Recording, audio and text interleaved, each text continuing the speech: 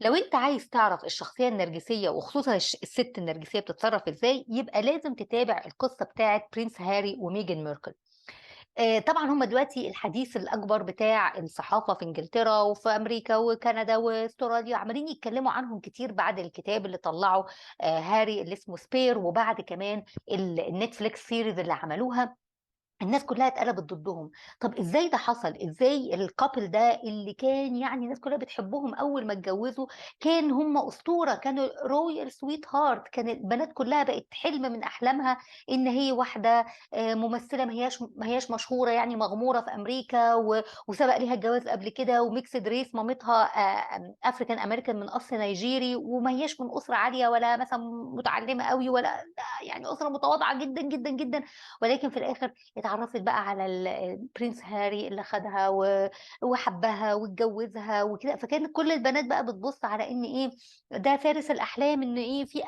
أمل إن كل واحدة يعني إيه، تلاقي بقى فارس الأحلام ده، وكانوا يقعدوا يقولوا م اتجوّزي واحد بيبُص لِك زي ما Prince هاري بيبُص لميجان، قصة حُب بقى رهيبة يعني. يقوم بقى يتقلب الحال النهارده لإن الناس بتقول فيهم أسوأ الصفات، بتنعتهم بأسوأ الصفات، ويقول عليهم الناس فيها حقد وكراهية وغيرة وحسد وناس طماعين وناس بيجروا ورا الفلوس وناس كدابين يعني الكراهية الشديدة، إزاي عرفوا يقلبوا الناس من الحب الشديد للكراهية الشديدة، ده اللي هتفهمه لمّا تفهم القصة عاملة إزاي وتعرف الشخصية الديناميكيات الdynamics اللي بتشتغل بين هي وهو والأسرة بتاعتهم كلّهم. فالهدف من الكلام ده إن إحنا يعني ما نقولش الأخبار، لإن الأخبار كلّها موجودة، يعني لو أنتم عايزين تعرفوا إيه الأسرار كلّها اقروا الكتاب أو كده، لكن إن إحنا نفهم الdynamics بتاعة الشخصية فتقدر تفهم الشخصيات النرجسية بتتصرف إزاي وبتعمل إيه. فمثلًا أنا طبعًا هاعمل سلسلة من الحلقات على الموضوع ده، لإن الموضوع ده مهم جدًا إنك تفهم نَفْسك وتفهم الشخصيات اللي حواليك، تعرف إزاي تتصرّف وإزاي to spot إن الشخصية النرجسية أول ما تشوفها. فميجان ميركل الحاجات اللي بتقول عليها إنها شخصية نرجسية، أول حاجة إنها عرفت تختار الضحية بتاعتها تمام. فالشخصية النرجسية دي بتبقى شخصية وصولية، انتهازية، عارفة هي بتعمل إيه، بتمشي يعني ليها يعني كل حاجة متخططة كويس جدًا. بس علشان تقدر إنها تنجح لازم تقابل مع شخصية تانية تكون ضعيفة شوية أو عندها مشكلة نفسية أو عندها يعني آآ حاجة يعني مضايقاها في حياتها تعرف تلعب على الأوتار دي علشان تقدر إنها تسيطر عليها وتستخدمها، وهي ده بالضبط اللي عملته ميجن مع هاري. هاري موت أمه المفاجئ وهو عنده 12 سنة وحرمانه منها ده أثّر فيه تأثير شديد جدًا، ودي أكتر حاجة هو حاسس إن هو محروم جدًا من وجود أمه في حياته، وكان دايمًا شايف إن الصحافة هي السبب إن مامته ماتت، فهي عرفت تلعب على الوتر ده. من أول ما اتقابلوا مع بعض وهي دايمًا بتحاول ترسم له صورة إن أنا زي مامتك بالضبط، فلدرجة إن أول مرّة اتقابلوا مع بعض حطّت الperfume المفضل بتاع ديانا مثلًا، فدي حاجة إيه جذبته كل بقى التصرفات بتاعتها بالضبط بتحاول تضاهي ديانا، ولو تشوفوا في الseries بتاع Netflix كل الصور يجيبوا صورة ديانا وبعدين صورتها، مش عارفة هي حتى هو نفسه قال أنا مش عايز المأساة بتاعة أمي تتكرر تاني، لإن حاسس إن اللي ميجان بتعدّي بيه هو بالضبط اللي كانت مامتي بتعدّي بيه، مع إن الاتنين ما لهمش علاقة ببعض. يعني ديانا كانت مشكلتها مع جوزها، ما كانتش مشكلتها مع الأسرة المالكة ولا مع أي حاجة، وأمّا ميجان حاجة تانية، مشكلتها بقى يعني هي إيه مشاكل نفسية تانية خالص ما لهاش علاقة بأمه، يعني ما فيش أي وجه مقارنة، ولكن هي عرفت إزاي تلعب على الوتر ده من أول يوم ما اتقابلوا فيه. الحاجة التانية إن هي very disruptive، الشخصيات النرجسية كده disruptive، يعني لمّا يدخلوا في مكان ينشروا الفوضى، ينشروا المشاكل والعداوات وده بيضرب في ده وده بيكره ده ودي طبيعة الشخصية النرجسية، ما تعرفش تدخل في مكان يكون فيه سلام.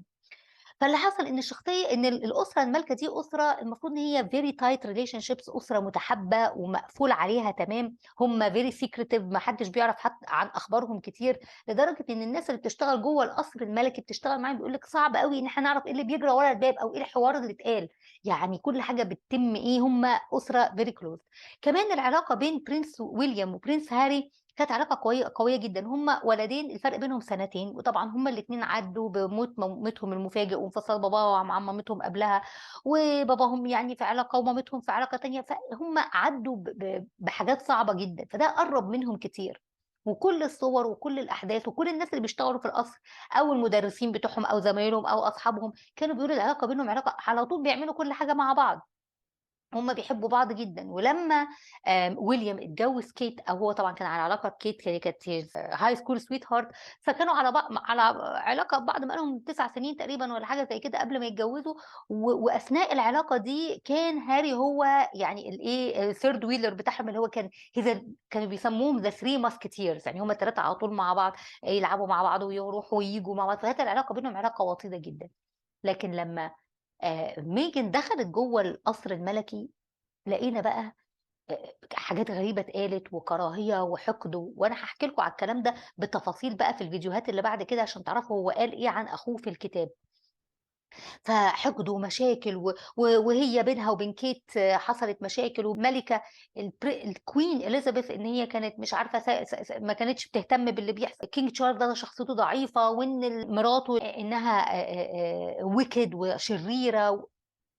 نعتت كل الناس اللي حواليها بأسوأ الصفات، وكل الناس سيئة، كل الناس وحشة، كل الناس شريرة، ما عدا هي وهاري الغلابة اللي حرام كده، فدي الشخصية النرجسية تدخل في أي مكان disrupt المكان بشكل كبير. رقم 3 الكدب، الكدب، الكدب، الشخصية النرجسية شخصية كدابة لدرجة كبيرة، يعني كدابين كذب مرضي، هو ما يعرفش يعيش غير ما يكدب، وهي كمان ميجن كل تصرفاتها كذب في كذب، فمثلًا هي ادعت إن الأسرة المالكة ما رحبتش بيها كانت يعني بيعاملوها بعنصرية، وإنها لمّا كانت حامل قعدوا يقولوا لها طب هو لون بشرة ابنِك هيبقى إيه؟ على أساس إنهم ما كانوش يعرفوا مثلًا إنها كانت African American أو إن مامتها حضرت الفرح وشافوها، لكن كان في مشاكل يعني ادعت قد إيه هم كانوا باردين ناحيتها وكانوا بيعاملوها وِحِش وإنها ما حدش فيهم ساعدها بأي حاجة من الكلام ده، طبعًا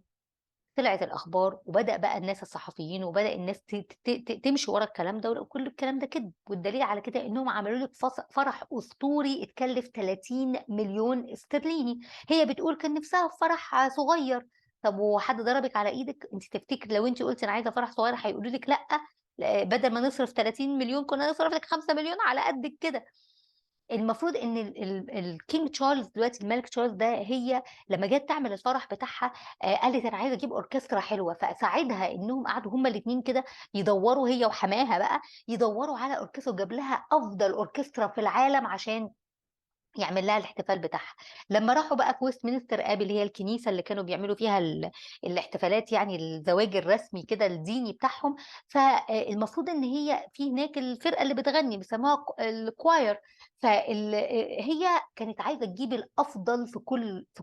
في كل شيء، فهو بقى ساعدها إن هم ينقوا يشوفوا الفرق بتاعة الchoir حوالين العالم ويجيبوا الأفضل من كل فرقة، يعني they hand picked الأفضل عشان يجيب لها أفضل choir على وجه الأرض.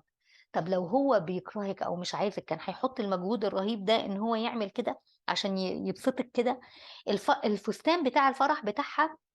بيقولوا الفستان ده لازم يكون أبيض ناصع البياض، فبيقولوا الناس اللي كانوا بيشتغلوا في الفستان وبيخيطوه علشان يفضل القماش بتاعه أبيض ما فيهوش حاجة تشوبه، بيقوموا يغسلوا إيديهم بالمَيّة والصابون كل 30 دقيقة، ما يبقاش فيها وساخة. والأدوات اللي بيستعملوها في الخياطة الإبر والكلام ده كله، كل 3 ساعات يرموها ويجيبوا إبر جديدة علشان يفضل الفستان أبيض ناصع يعني. هي كانت عايزة تعمل الفستان بتاعها شبه ديانا، هي كل حاجة عايزاها تبقى شبه ديانا. الطرحة بتاعتها كانت عايزاها تبقى over the top طويلة، طويلة، طويلة، طويلة، وقالت على الشغل اللي مرسوم على الحروف بتاعة الطرحة دي، عايزة يكون في ورد معمول زي الوردة الوطنية من كل دولة من دول الcommonwealth، أنتم عارفين دول الcommonwealth 55 دولة، وكل دولة ليها إيه الوردة أو الزهرة الإيه الnational بتاعتهم، هي بقى خلّتهم ينشؤ ي ي ي ينقشوا على طرف الطرحة بتاعتها وردة تمثل دولة من دول الcommonwealth. لو الأسرة المالكة مش مرحبة بيكِ هتعمل كل ده عشانِك؟ الqueen Elizabeth اللي كانت قالت لها أول ما اتعرّفت عليها طبعًا queen Elizabeth بتحب جدًا prince هاري، طبعًا هو الحفيد الصغير اللي مامته ماتت كده، فهي يعني بتحبه وهو كان دمه خفيف طول عمره دمه خفيف كده وبيقعد يهزر مع الملكة هي كانت بتحبه أوي، فلمّا اتعرّفها على ميجن وقال لها دي الإنسانة اللي أنا عايزة أتجوزها، هي حبِّتها جدًا علشان خاطر أي حد من طرف هاري يبقى هي إيه، بتحبه. فلمّا اتعرّفت عليها قالت لها أنتِ ممثلة، فالملكة قالت لها لو أنتِ عايزة تكمّلي في التمثيل كمّلي، فهي قالت لها no your majesty أنا عايزة إن أنا أكمّل يعني أشتغل معاكم في الcommonwealth وأقوم بقى بالدور. أنتم عارفين الأسرة المالكة بتقوم بأعمال خيرية كتير في الدول ال55 دولة بتوع الcommonwealth وليهم بقى إيه duties لازم يعملوها وكده، ليهم وظايف هي عايزة تشترك معاهم في الوظايف دي. طب كل ده ييجي إزاي مع إن هم كانوا عنصريين ضدِّك؟ زائد كمان لمّا قالت إنهم سألوها على لون الجلد بيبي لا هيبقى لونه إيه؟ لمّا سألوا ميجان وهاري مين اللي قال الكلام ده، ما رضوش يقولوا اسم، لإن ما فيش حد ممكن ما فيش إنسان عاقل هيسأل حد كده، ما هم الناس عارفين mixed race يعني إيه. فمين الغبي اللي هييجي يسألِك هو لون جلد ابنِك هيبقى إيه؟ طب المفروض يعني وهي مولودة وهي جوّه بطنها هتعرف منين يعني؟ فالكلام فارغ، كلام فارغ ما يخشش عقل طفل صغير، فالكذب، الكذب، الكذب. وطبعًا لمّا أعمل لكم بقى السلسلة اللي بعد كده هتعرفوا قد إيه كانوا بيكدبوا في الحتت دي. رقم 4 هي الgaslighting إن هو الشعللة بقى، إن هو يقول حاجة ويرجع يقول لِك أنا ما قُلتش، ده أنت اللي قُلت. دي بقى اللي بتجنن لمّا تتعامل مع الشخصية النرجسية. فنفس الحكاية بالضبط حصلت مع ميجان. يعني مثلًا هي بتقول هاري مثلًا بيقول إن إحنا عمرنا ما قُلنا على الأسرة المالكة إنها racist. طب اللقاء اللي عملتوه مع أوبرا وينفري كان من سنتين، وساعتها قُلتوا إن أوبرا ساعتها قالت: "أوه no معقولة سألوكِ على لون جلد الطفل بتاعِك، أوه مش" ومن ساعتها لمدة سنتين الناس عمّالة تتكلم قد إيه الأسرة المالكة عنصرية، وإيه العنصرية دي، وما كناش متخيلين إن في عنصرية ورا أسوار القصر. ناس كتير اتكلمت في الموضوع ده، ناس كتير من ضمنهم مثلًا ميشيل أوباما. فأنتم بقى سِبتوا كل الكلام ده وجايين النهارده تقولوا بعد سنتين إن إحنا ما قُلناش، ده الصحافة اللي قالت. أو مثلًا برنس هاري في الكتاب بتاعه وده هاشرحه برضه في الحلقات اللي بعد كده، قال إن هو يعني خَدَم في الجيش البريطاني وراح أفغانستان وقتل من الطالبان 25 واحد. فساعتها الناس كلّها الناس اللي بيشتغلوا في الجيش قالوا له: "إزاي تقول حاجة زي كده؟ أنت اتجننت، حد يطلع يقول هو قتل عدد كام، أنت ممكن تقول أنا خدمت في الجيش وبس." لكن لمّا تقول حاجة زي كده طب ما ممكن الناس تبقى عايزة تنتقم منّك ومن الأسرة المالكة، أنت كده هتخلّي نعمل بقى double الحراسة عليك وعلى أسرتك وعلى الأسرة المالكة، وعرّضت البريطانيين لمشاكل، ما حدش بيطلع يقول كده. فطلع قال لأ أنا ما قُلتش، مع إن هو الكلام مكتوب في الكتاب، قال الكلام بتاعي ما فيهوش مشكلة، المشكلة إن الصحافة خدت الكلام ده قعدت إيه يعني تزوّد فيه. وبعدين هو كان في الكتاب قال إن هو لمّا كان بيقتلهم كان حاسس إن هم عبارة عن ال ال الحاجات اللي بتبقى موجودة على الchess اللي هي الشطرنج، هو إيه، الشخصيات بتاعة الشطرنج وهو كان بيموّتهم. فطبعًا إيران طلعت اتكلمت في الموضوع ده. ف الكلام ده أنت اللي كاتبه، فبيقول أنا ما قُلتش، ده الصحافة هي اللي وِحشة، الصحافة هم اللي خدوا كلامي وطلّعوه مش عارفة إيه، مع إن الكلام ده هو كاتبه في الكتاب بتاعه. فالكذب بقى وهاقول لكم طبعًا على كذب كتير، كتير، كتير والgaslighting الشعللة، إن هو مثلًا يطلع فضح الأسرة المالكة فضايح فظيعة، قال على باباه ومامته وحاجات خاصة جدًا، يعني لدرجة إن الناس الصحفيين الأمريكان وفي إنجلترا اللي بيقروا كانوا بيقولوا إحنا اتكسفنا، يعني الواحد يتكسف يقرا الكلام ده، دي حاجات خاصة جدًا في كل أسرة عندها حاجاتها ومشاكلها، ما ينفعش تقول الكلام ده. فضح الدنيا دي كلها وبعدين يرجع يقول لِك أصل الأسرة المالكة كانت بتسرّب أخباري. أنهو أخبار اللي سربوها عنك؟ أنت اللي فضحتهم. هو خد مثلًا صور الخاصة بأمه اللي هي الأميرة ديانا وراح نشرها، مع إن دي مش ملكيته، دي ملكية أبوه وأخوه، يعني في ناس تانية المفروض كان ياخد إذنهم قبل ما ينشر الصور الخاصة بتاعة مامته. فأنت إزاي تقول حاجة زي وهي في الآخر يقول لك هم اللي بينقلوا الأخبار، هم اللي بياخدوا كل ده نقل محادثات خاصة، حتى الtext messages اللي بينه وبين أخوه وبينه وبين أبوه، نقل الحاجات دي حطّها في الكتاب بتاعه وصوّرها وحطّها لهم في الكتاب. طَب أنت فضحت الدنيا وبعدين يقول إن الأسرة المالكة هي اللي كانت بتفضحه. gaslighting على طول الخط. من ضمن برضه حاجات الشخصية النرجسية اللي هي الشكوى الدائمة، شكوى، شكوى، شكوى، بيشتكوا من كل حاجة، حتى النِّعَم اللي ربنا ادّاها لهم، حتى الحاجات الكويسة اللي حصلت لهم، فطالعين بيشتكوا. فمثلًا ميجان ميركل اللي هي كانت ممثلة يعني مغمورة كانت list D list أنتم عارفين في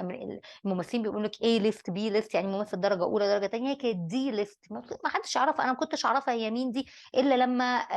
قالوا بقى برنس هاري هيتجوزها، فساعتها بقى بصينا وشُفنا هي بتعمل إيه والّا فين وبتاع.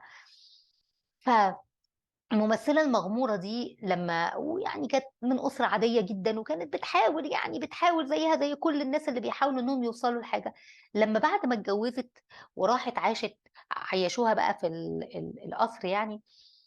نوتنغهام بالاس فادّوها cottage جزء كده منه يعني حتّة مكان مؤقت تقعد فيه لغاية ما ينقلوهم بقى للجناح بتاعهم، فالمكان المؤقت دي قعدت فيه تقريبًا 8، 9 أشهر بتشتكي إن المكان ده كان ضيّق، كان أوضتين وصالة والسقف كان قصير لدرجة إن هاري كان بيتخبط في السقف. طبعًا الكلام ده كلام فارغ، هم يعني هي قاعدة في قصر، قاعدة في يعني هي princess ليها access لحاجات she's very privileged دخلت في أسرة ما كانتش يعني ما كانش حد يحلم إن هو يدخل فيها، وبتقعد بقى تجالس الملوك، أنتم عارفين أوروبا كلها عبارة عن ممالك، تروح تحضر مش عارفة فرح مين، عزا مين من الملوك، يعني بقت قاعدة مع الملوك دول على نفس الترابيزة بتاكل معاهم وبتشتكي بقى إن أنا البيت اللي كنت قاعدة فيه كان ضيّق عليَّ، هو أنتِ كنتِ أصلًا جاية منين؟ يعني حتى النِّعَم اللي هي فيها، لمّا راحت سافرت بقى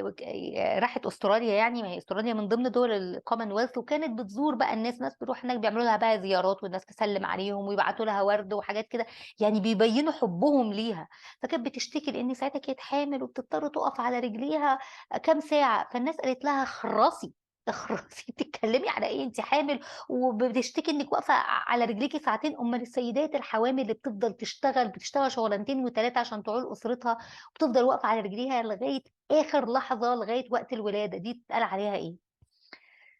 فيعني للأسف هم عملوا حاجات كتيرة جدًا، فلو أنت عايز تعرف الشخصية النرجسية فلازم تعرفها بالضبط، بالضبط العلاقة اللي بينهم دي بتبيّن قد إيه هم شخصيات نرجسية، وللأسف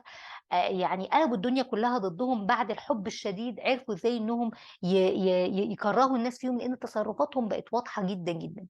فهنعمل بقى سلسلة عن الكلام ده، لإن ده خبر يهم الناس كلّها، وأنتم كمان لازم تكونوا عارفين عنه. كان معاكم رانيا سلطان، اشتركوا في القناة لو عايزين تعرفوا معلومات كتير ومحتوى يتكلم عن الpersonal development، يتكلم عن الشخصيات، يتكلم على إزاي إن أنت تطوّر من نفسك، فالمحتوى ده يفيدك كتير. اشترك في القناة لإنها قناة مفيدة جدًا ليك. شكرًا ليكم.